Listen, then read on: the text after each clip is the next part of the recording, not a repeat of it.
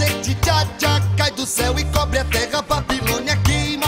Todo império erguido escravizando o povo é quieta. A mão de Tchatcha pesa, a fúria da justiça é feita. Se mais uma vez insiste em construir, vou pagar o preço de tudo que consumir. O fogo que queima e destrói a fortaleza, sua fraqueza expõe a realeza. A prostituta, besta, meretriz, vão parindo vermes, nepotismo no poder. O mesmo governante, sua linhagem da governa. Desde faraó, seus filhos fazem o que fizeram. Sangue do seu sangue sangra, serve em segredo.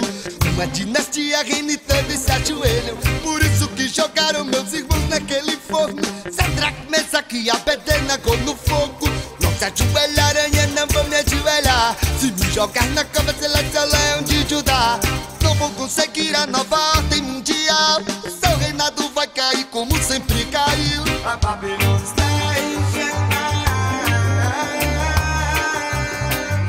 A Babilônia está em chamas. A Babilônia está em chamas. A Babilônia está em chamas. Você sabe, o seu império sempre vai cair. Vai enganando os que te seguem, serve seu interesse. Mas não vão conseguir a nova ordem mundial. O seu reinado vai cair como sempre caiu.